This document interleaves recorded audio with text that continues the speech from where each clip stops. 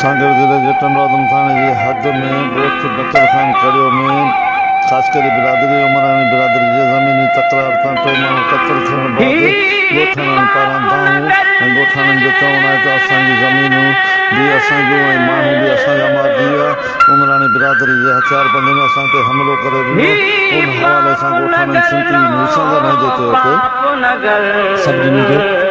भाईजान असां ज़ख़्मी थी विया अदाई साथे ज़ाइद उमरान हमलो कयो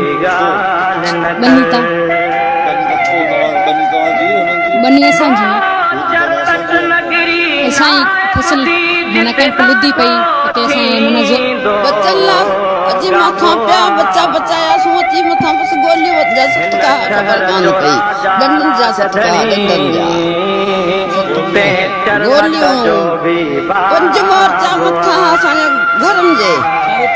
चारई तरफ़ घेरो असांखे वाह कान निकिरण जी थी किथे बच्चा लिकायूं असांखे वाह न मिली ज़ाइद उमरानी खे बसि ॿधो बसि असीं इहो था चाहियूं गुंडागर्दी आहे बसि ॿियो कुझु बि कोन्हे रुॻो बच्चा मारंदो हुते असां गोलियूं बेदर्दी सां गोलियूं हिते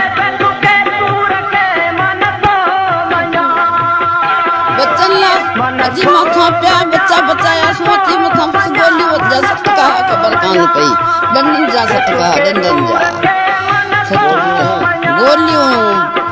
पंज मोर्चा मथां असांजे घरनि जे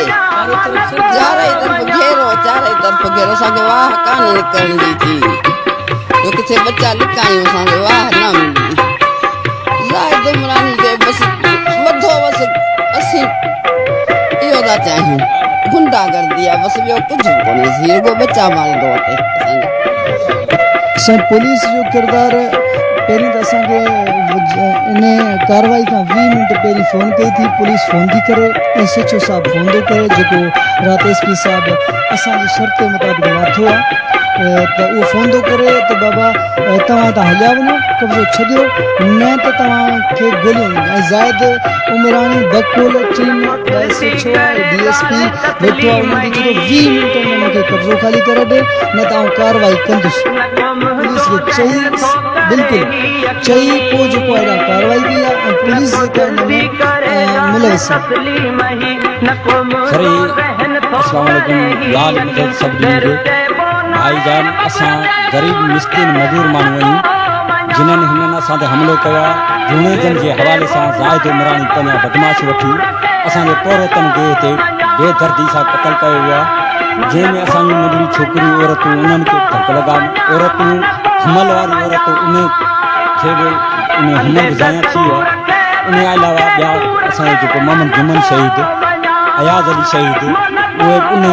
वाक़े में ई शहीद थी विया आहिनि बेदर्दी सां असांखे क़तल कयो असांखे इंसाफ़ ॾियारायो घराए महिरबानी ऐं जुणे जन खे इहा अपील आहे अञा बि तव्हांखे जवान जेके असांजा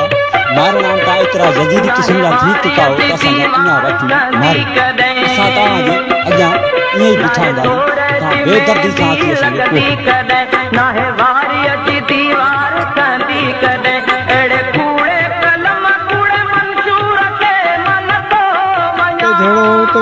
लाबार के माण्हू लाबार के कयो कणिक ॿेलोनि